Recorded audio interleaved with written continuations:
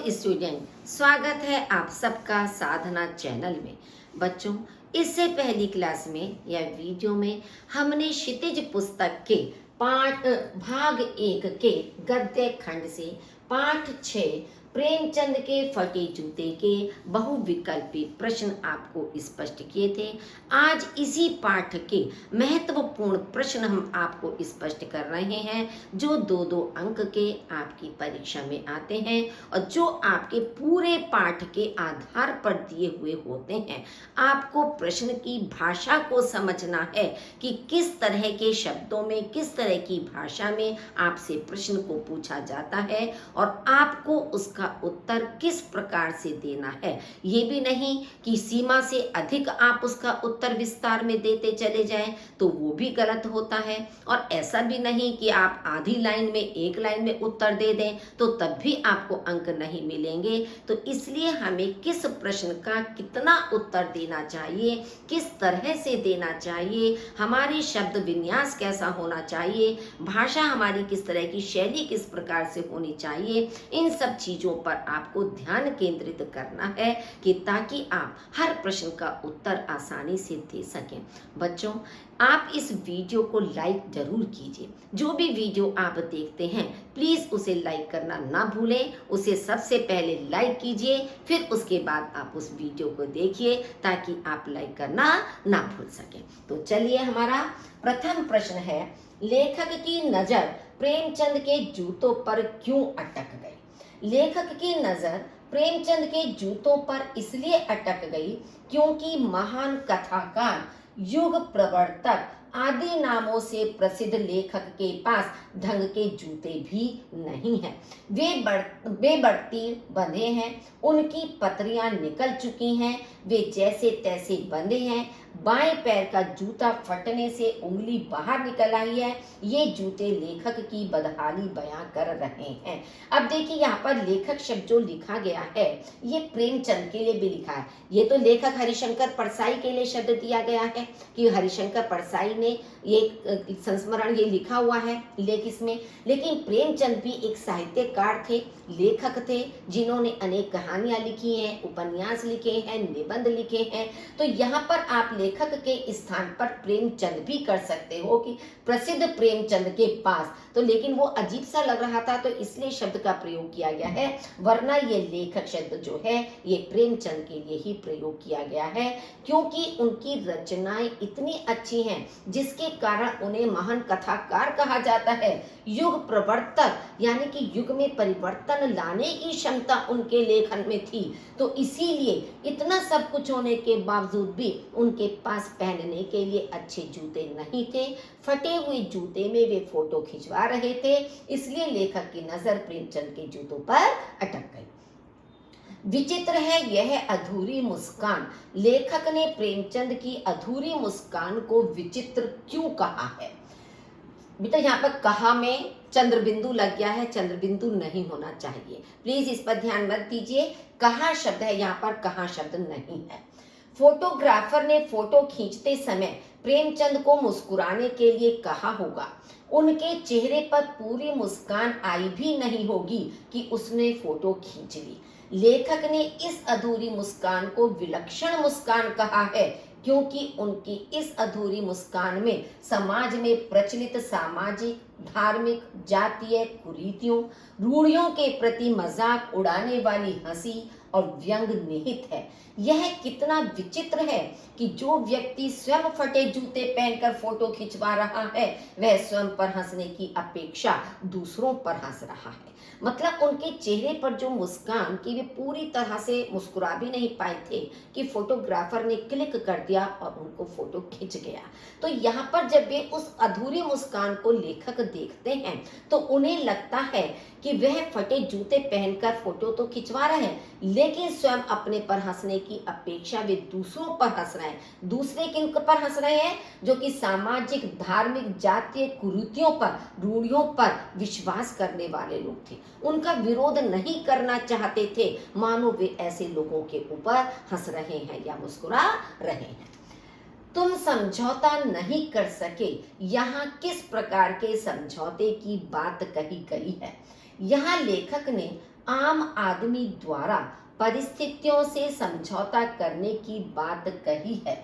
देखिए, आम आदमी जो होता है, एक जनरल व्यक्ति जो होता है, अगर वह देखता है कि कुछ विषम परिस्थितियां उसके सामने हैं, तो वह उन परिस्थितियों से समझौता कर लेता है, यानी उनके सामने अपने घुटने टेक देता है।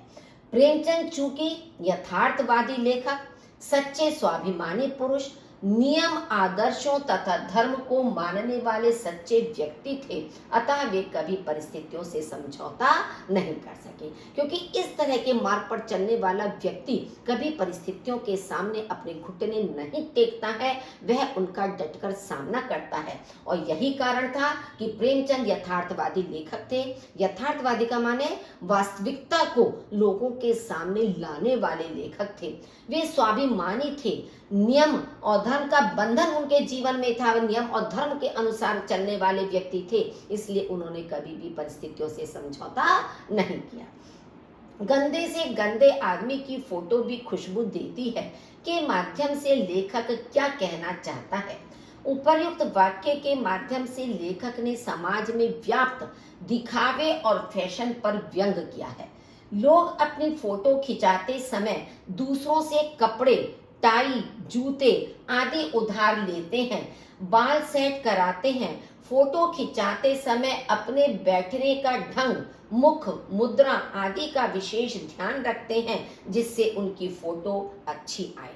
कि मतलब चाहे कितना भी गंदे से गंदा व्यक्ति हो, लेकिन वह जब इन सारी चीजों पर अपना ध्यान देता है कि ताकि उनकी फोटो अच्छी दिखाई दे, उसमें ऐसा ना लगे कि ये किस तरह के व्यक्ति ने अपनी फोटो खिंचवाई है। और आमतौर पर ऐसा ही होता है कि जैसे मनुष्य अपनी बैठने की मुद्रा है, अपने चेहरे के हाव भाव हैं, इन सबको इस तरह से लाने का प्रयास करता है कि ताकि उसकी फोटो अच्छी आ सके। लेखक और प्रेमचंद के जूतों में क्या अंतर था, स्पष्ट कीजिए। प्रेमचंद के दाहिने पैर का जूता ठीक है, पर बाएं पैर के जूते में ऊपर छेद हो गया है, जिससे अंगुली बाहर निकल आई है। इसके विपरीत लेखक का जूता ऊपर से तो ठीक है, पर अंगूठे के नीचे का तला घिस गया है, जिससे उनका अंगूठा घिसकर लहूलुहान हो जाता है। इस प्रकार जहां लेखक की अंगुली सुरक्षित रहती है किंतु पंजा घायल हो जाता है, वहीं प्रेमचंद के जूते में पंजा सुरक्षित रहता है किंतु अंगुली बाहर दिखाई देती है। तो दोनों के जूते में अंतर यही दिखाई देता है कि प्रेमचंद का ठीक है कि बाहरी लोगों को तो दिखाई दे रहा है कि उन्होंने फटा हुआ जूता पहन रखा है, क्योंकि उससे उंगली बाहर दिखाई दे रही है, लेकिन उनका तलवा तो सुरक्षित है। जबकि लेखक का पंजा नीचे से लहूलुहान हो जाता है चलने में, क्यों? क्योंकि उनके जूते का तला घिसा हुआ है। लेखक श्री हरिशंकर परसाई ने प्रेमचंद को साहित्यिक पुरखा क्यों कहा है? प्रेमचंद अपने समय से लेकर अब तक के हिंदी साहित्यकारों में सर्वश्रेष्ठ स्थान रखते हैं। हिंदी साहित्य में जिस शिखर पर वे विद्यमान हैं, वहां तक पहुंचना किसी के बस की बात नहीं है। वे यथार्थवादी लेखक थे, समाज के सच को अक्षरशः सामने लाते थे। उन्होंने अपने आसपास की सामाजिक स्थिति का वास्तविक चित्र अपने लेखों में उकेरा है। वे दूरदृष्टा थे। उन्हें तत्कालीन राजनैतिक, सामाजिक तथा आर्थिक परिस्थितियों का अच्छा ज्ञान था। उन्होंने जिन विषयों पर अपनी कलम चलाई, उसकी प्रासंगिकता वर्तमान संदर्भ में भी उतनी ही है जितनी उस समय थी। अतः लेखक ने उन्हें साहित्यिक पुरखा कहकर हिंदी का मान बढ़ाया है कि यानी कि जो आवश्यकता सामान्य लोगों को उस समय थी, वही आवश्यकता आज भी लोगों के सामने है, क्योंकि आज भी धर्म भेद, जाति भेद और इस तरह के निम्न और उच्च स्तर का जो भेदभाव है, आज भी समाज में उसी रूप में दिखाई देता है। आज भी इंसान कुछ अपनी पुरानी परंपराओं के अनुसार, रूढ़ियों के अनुसार जीवन व्यतीत करता रहता है। तो जितनी आवश्यकता उस समय थी, उतनी ही आज भी उसकी आवश्यकता है। और प्रेमचंद जो यथार्थता समाज की थी, वह लोगों के सामने जो की त्यों लाने में विश्वास करते थे। तो इसीलिए लेखक ने उन्हें साहित्यिक पुरखा कहा है। तुम भी जूते और टोपी के आनुपातिक मूल्य के मारे हुए हो थे, पंक्ति के माध्यम से लेखक क्या व्यक्त कर रहा है? उपर्युक्त पंक्ति के माध्यम से लेखक ने तत्कालीन सामाजिक राजनीतिक स्थिति का वास्तविक चित्र व्यक्त करना चाहा है। प्रेमचंद उच्च कोटि के सम्मानित साहित्यकार थे, जिसे लोगों को अपने सिर पर धारण करना चाहिए था, अर्थात समाज और सरकार द्वारा सम्मान किया जाना चाहिए था। पर हमारे समाज में टोपी अर्थात प्रतिभा को कोई नहीं पूछता। यदि कोई पूछता है तो जूते अर्थात चापलूसों को, जो सम्मान के पात्र नहीं है। समाज में टोपी के बजाय जूते की कीमत ज्यादा लगाई जाती है। कम से कम प्रेमचंद के मामले में तो यह अक्षरशः सत्य है कि देखिए, जो इतना बड़ा साहित्यकार है, जो समाज से कुरीतियों को दूर करने का, विषमताओं को दूर करने का प्रयास लगातार कर रहा है, जो बुराइयां हमारे समाज में व्याप्त थीं, जो उन बुराइयों को दूर करने का प्रयास कर रहा है ताकि एक स्वस्थ समाज का निर्माण हो सके। तो इतने बड़े साहित्यकार को तो समाज और सरकार के द्वारा सम्मानित किया जाना चाहिए था। लेकिन क्या आज के जमाने में भी आप देखते होंगे कि कोई कितना भी बड़ा प्रतिभाशाली व्यक्ति क्यों ना हो, लेकिन आज उसको उतना महत्व नहीं दिया जाता है जितना महत्व चापलूस लोगों को, चापलूसी करने वाले लोगों को दिया जाता है, क्योंकि वो इस तरह की बनावटी शैली में अपनी बात को प्रस्तुत करता है कि सुनने वाला उस पर विश्वास कर लेता है और उसको ही महान और अच्छा समझने लगता है। तो इसीलिए उन्होंने कहा कि तुम टोपी और जूते के आनुपातिक मूल्य के मारे हुए थे। लेखक और मुंशी प्रेमचंद का दृष्टिकोण समस्याओं से निपटने में भिन्न है, कैसे स्पष्ट कीजिए। मतलब लेखक की विचारधारा और प्रेमचंद की विचारधारा समस्याओं से निपटने में किस तरह से एक दूसरे के विपरीत है।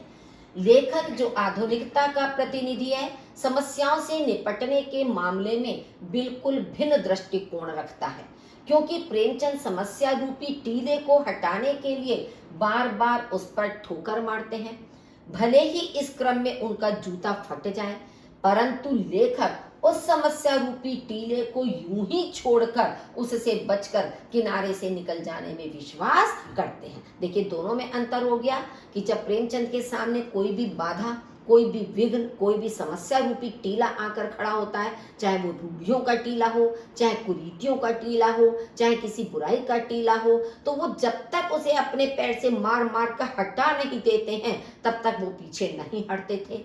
लेकिन लेखक इस तरह की बाधा आने पर उससे बचकर निकलने में विश्वास करते थे कि क्यों अपना जूता उस पर मारकर फाड़ा जाए। जूता मारना तो एक आपका प्रतीकात्मक शब्द है, लेकिन मेन चीज यहाँ पर यही है कि क्यों अपनी शक्ति उस पर लगाई जाए, क्यों अपना समय उस पर लगाया जाए, उससे बचकर निकल लो और अपना जीवन अच्छी तरह व्यतीत करो। तो ये होती है एक अवसरवादिता, एक होती है स्वार्थपरता कि मनुष्य अपने स्वास्थ्य के लिए दूसरे की ओर ध्यान नहीं देता है। लेखक ने मुंशी प्रेमचंद और उनके बहुचर्चित पात्र होरी को किस कमजोरी से ग्रस्त बताया, पाठ के आधार पर स्पष्ट कीजिए। लेखक ने प्रस्तुत पाठ प्रेमचंद के फटे जूते में प्रेमचंद और उनके बहुचर्चित पात्र होरी को नेम धर्म की कमजोरी से ग्रस्त बताया। दोनों ने कभी भी धर्म विरुद्ध कार्य नहीं किया, अर्थात धर्मों के निर्धारित नियमों का उल्लंघन नहीं किया। वे विकटतम परिस्थितियों में भी अपने मूल्यों पर सदैव चलते रहे।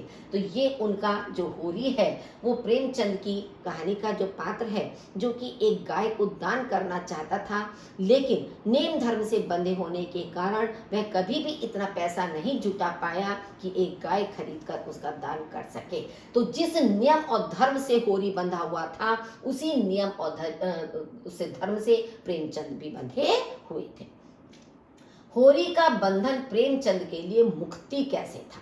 मतलब जो होरी पात्र है उसके लिए तो वो एक बंधन था, नियम और धर्म, लेकिन प्रेमचंद के लिए मुक्ति कैसे थी? होरी प्रेमचंद द्वारा रचित उपन्यास गोदान का नायक है। गोदान उपन्यास बहुत चर्चित उपन्यास है प्रेमचंद का, आपने नाम सुना भी होगा इसका। तो होरी जो है वो गोदान उपन्यास का नायक है, यानी मेन रोल करने वाला है। वह भारत के साधारण कृषक वर्ग का प्रतिनिधित्व करता है, जो ऋण के बोझ तले दबे होने के बावजूद नेम धर्म और मर्यादा की जंजीर से बंधे होने के कारण कभी जीवन के संघर्षों से मुक्त नहीं हो सका। किंतु यही नेम धर्म प्रेमचंद के लिए मुक्ति बन गया था, क्योंकि प्रेमचंद के दृष्टिकोण से जीवन में मानवीय मूल्य सर्वोपरि हैं। उनका पालन करने में उन्होंने कभी घुटन या विवशता या हीनता का अनुभव नहीं किया। देखिए, किसान जितने भी होते हैं वो किसी न किसी ऋण के तले दबे हुए होते हैं, क्योंकि उनके पास इतना पर्याप्त पैसा नहीं होता है कि वे बीज खरीद सकें या डीजल खरीद के अपने खेतों में पानी की से सिंचाई कर सकें, और भी अनेक चीज, खाद है, तो इन सब चीज के लिए उसको पैसा उधार लेना पड़ता है, और उसका पैसा इतना अधिक, कर्ज, उसका ऋण बढ़ता चला जाता है कि वह हमेशा कर्ज के तले ही दबा हुआ रहता है। तो जिसके कारण वह अच्छी तरह से अपना जीवन गुजर बसर नहीं कर पाता है, और जब नियम और धर्म से बंधा हुआ होता है तो वह बिल्कुल भी और अच्छी तरह से नहीं कर पाता है। लेकिन प्रेमचंद ने कभी भी अपने जीवन में इसे बंधन नहीं माना। उन्होंने इसे नियति अपना माना कि ये मेरा भाग्य है, और इसमें कभी भी उन्हें कोई घुटन या विवशता महसूस नहीं होती थी। इसीलिए यह नियम धर्म उनके लिए मुक्ति बन गया था। यह मुस्कान नहीं, इसमें उपहास है, व्यंग है। यह कथन प्रेमचंद के लिए क्यों कहा गया? यह मुस्कान नहीं, इसमें उपहास है, व्यंग है। यह कथन प्रेमचंद के लिए इसलिए कहा गया है क्योंकि फोटो में उनकी मुस्कान स्वाभाविक नहीं अपितु बनावटी महसूस हो रही है। उन्होंने इतने कष्ट सहे कि मुस्कुराना ही भूल गए। ऐसा लग रहा है कि जब फोटो खींचने वाले ने उनसे मुस्कुराने के लिए कहा होगा तो उन्होंने मुस्कुराने का प्रयास किया होगा। वे इस फोटो में स्वयं की दरिद्रता तथा सामाजिक, धार्मिक, जातीय कुरीतियों एवं रूढ़ियों के प्रति उपहास एवं व्यंग कर रहे हैं। मतलब उनके चेहरे पे जो अधूरी मुस्कान आई थी, जो थोड़ी थोड़ी मुस्कुराहट दिखाई दे रही थी, तो उस मुस्कुराहट को देखकर ही ऐसा प्रतीत हो रहा था कि यह स्वाभाविक मुस्कुराहट नहीं है, अपितु जबरदस्ती चेहरे पर मुस्कुराहट लाने का प्रयास किया जा रहा है, और वह मुस्कुराहट इस तरह की सामाजिक, धार्मिक कुरीतियों पर मानो उनका उपहास कर रही है या उस पर व्यंग कर रही है। प्रेमचंद की आंखों का तीखा, दर्द भरा व्यंग लेखक को रोने से एकदम क्यों रोक देता है? कि जब वो उनका तीखा दर्द उनकी आंखों में प्रेमचंद के देखता है तो लेखक की इच्छा होती है कि उनके इस दर्द को देखकर वह रो ले, या उनकी आंखों में भी आंसू आने के लिए तैयार हो जाते हैं, लेकिन वह एकदम उन आंसुओं को क्यों रोक देता है? प्रेमचंद की दयनीय हालत को देखकर लेखक रो पड़ना चाहता है, किंतु प्रेमचंद की आंखों का तीखा दर्द भरा व्यंग उन्हें रोने से एकदम रोक इसलिए देता है क्योंकि वे जानते हैं और बताना चाहते हैं कि रोने से, तरस खाने से, छटपटाने से कुछ नहीं होगा। हमें सामाजिक, आर्थिक, जातीय कुरीतियों तथा रूढ़ियों से लड़ना होगा। उनके सामने झुकने की बजाय उनसे मुकाबला करना होगा, इन्हें तोड़ना होगा। ये हमारा कुछ नहीं बिगाड़ सकते। तो मतलब जो उनके मन में इच्छा आ रही थी रोने की, तो वो अचानक रुक जाते हैं, रोते नहीं हैं। क्यों? क्योंकि अचानक ही उनको ये आभास हुआ, ये महसूस हुआ कि रोने से या फिर तरस खाने से कुछ नहीं होने वाला है। तो जिस काम को प्रेमचंद कर रहे हैं उन्हें भी उसी तरह की सामाजिक, आर्थिक, जातीय कुरीतियों से लड़ना चाहिए, उन्हें दूर करने का प्रयास करना चाहिए, ना कि उनके सामने झुकना चाहिए। प्रेमचंद के फटे जूते पाठ के आधार पर बताइए कि जूते फटे होने का क्या कारण था, क्यों उनका जूता फट गया, उसका कारण बताना है। लेखक श्री हरिशंकर परसाई प्रेमचंद के जूते फटने के निम्नलिखित कारण सोचते हैं।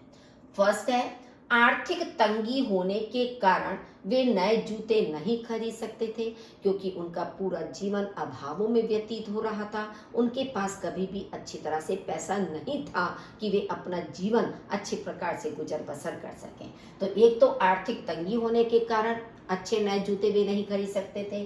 सेकंड, बनिए द्वारा दिए गए उधार के सामान का वह पैसा है जिसके तकादे से बचने के लिए प्रेमचंद दूर का चक्कर लगाकर घर जाते थे। कि मान लीजिए उन्होंने किसी बनिए की दुकान से कोई घर का सामान खरीदा, अब उनके पास इतना पैसा नहीं है कि वे उस बनिए के पैसे को समय से लौटा सकें, तो वह बनिया बार बार उनसे तकादा ना करे, उन्हें बार बार पैसे के लिए ना टोके, तो शायद वे इसीलिए दूर का चक्कर लगाकर, यानी कि बनिए की दुकान को छोड़कर, चाहे उन्हें दूर से चक्कर लगाना पड़े तो वे दूर का चक्कर लगाकर घर जाते थे। तो शायद अधिक चलने के कारण उनका जूता फट गया। थर्ड, उन्होंने किसी ऐसी चीज जो परत दर परत सदियों से जम गई थी उस पर ठोकर मारकर अपना जूता फाड़ लिया। तीसरा कारण, उन्होंने ये सोचा कि शायद कोई ऐसी चीज है जो एक के ऊपर एक परत जमती चली गई और जो टूटने का नाम नहीं ले रही है, तो शायद उन्होंने अपने जूते से ठोकर मार मार कर अपने जूते को फाड़ लिया। फोर्थ, शायद प्रेमचंद ने अपने रास्ते में पड़ने वाले किसी टीले पर अपना जूता आजमाया हो, जिसकी ठोकर से उनका जूता फट गया हो। यानी टीले का मतलब क्या है? समस्या, बाधा, रूढ़ियां, कुरीतियां, ये एक टीला है। तो शायद ऐसा टीला उनके सामने आ गया हो जिस पर ठोकर मार मार कर उन्होंने अपना जूता फाड़ लिया। तो ये 4 कारण लेखक ने सोचे थे प्रेमचंद के जूते के फटने के। प्रेमचंद के फटे जूते पाठ के आधार पर हिंदी लेखकों की दुर्दशा का वर्णन कीजिए। प्रेमचंद के फटे जूते पाठ में हिंदी लेखकों की आर्थिक दुर्दशा पर व्यंग किया गया है। प्रेमचंद जैसे हिंदी के महान साहित्यकार के फटे जूतों के पीछे छिपे सत्य को लेखक ने बड़ी सफलतापूर्वक प्रस्तुत किया है कि हम प्रशंसा और सम्मान तो बहुत देते हैं, परंतु ऐसे साहित्यकारों के जीवन स्तर को सुधारने के लिए कुछ भी नहीं करते। सम्मान से आत्मिक शांति मिल सकती है, परंतु पेट तो नहीं भरता। जीवन यापन के लिए पर्याप्त धन के अभाव में व्यक्ति सदा फटेहाल ही रहता है। मतलब जो अच्छा लेखन करते हैं उनको हम सम्मान देते हैं, उनकी प्रशंसा करते हैं, उनके गुणगान तो करते हैं, लेकिन वे किस आर्थिक समस्या से गुजर रहे हैं तो उसकी ओर कोई भी ध्यान नहीं देता है।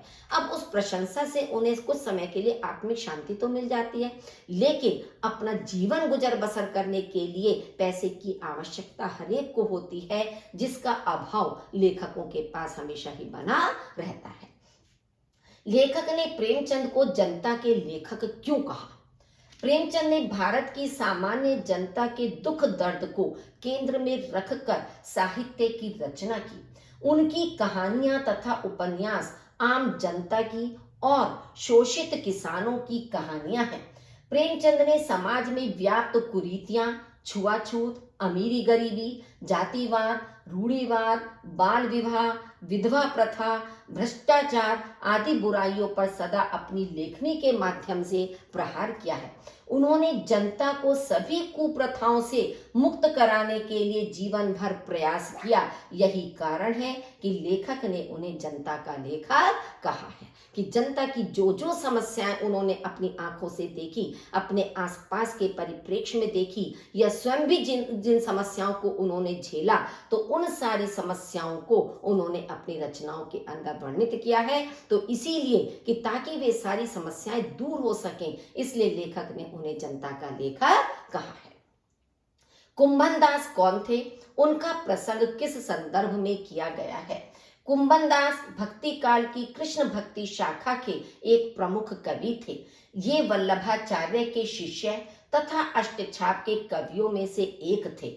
उनका प्रसंग जूता घिसने के संदर्भ में किया गया है। एक बार अकबर ने उन्हें फतेहपुर सीकरी बुला भेजा। संतों को राजा की सीकरी से क्या लेना देना, आने जाने में उनकी जूतियां घिस गईं और इतनी देर भगवान का नाम लेना भी भूल जाते थे। तो पहला तो आपका आ गया कुंभन दास कौन था, ये आपका इन दोनों लाइन में आ गया। और उनका प्रसंग किस संदर्भ में किया गया है? इस संदर्भ में किया गया है कि अकबर के द्वारा बुलाए जाने पर उनकी जूतियां तो घिस गईं और भगवान का नाम लेना वे भूल गए। टोपी और जूते का प्रतीकार्थ स्पष्ट कीजिए। प्रतीकार्थ का मतलब उसका प्रतीकात्मक अर्थ क्या है? टोपी सिर पर पहनी जाती है, उसे शरीर का सबसे ऊंचा स्थान प्राप्त है। इस प्रकार टोपी का प्रतीकार्थ ऊंचे लोग, सम्मानित व्यक्ति या मान सम्मान है। जूते पैरों में पहने जाते हैं, उन्हें शरीर का सबसे नीचे का स्थान दिया जाता है। इस प्रकार जूते का प्रतीकार्थ नीचे लोग, तुच्छ प्राणी या निम्न स्तर है, लेकिन आज इसे ताकत और सामर्थ्य का प्रतीक माना जाता है, क्योंकि इसी के बल पर लोग अनेक गुणी लोगों को अपने समक्ष झुकने को मजबूर कर देते हैं। तो इस तरह से ये टोपी और जूते का प्रतीकात्मक अर्थ है। नेक्स्ट है आपका, लेखक ने ये तो बड़ा अच्छा ये कहां से आ गया यार, इधर नहीं आ गया। चलिए बच्चों, देखिए यहाँ पर थोड़ी सी कोई टेक्निकल प्रॉब्लम है, तो ये हमारे 3 प्रश्न रह गए थे। कोई बात नहीं, ये 17 प्रश्न हमने आपके सामने स्पष्ट कर दिए हैं। तो कोई समस्या आने के कारण आगे के प्रश्न आपके रह गए हैं, तो फिर कभी होगा तो हम इन तीनों को आपको स्पष्ट कर देंगे। तो चलिए बच्चों, इस वीडियो को लाइक जरूर कीजिए और शेयर जरूर कीजिए। आप लोगों का बहुत बहुत धन्यवाद।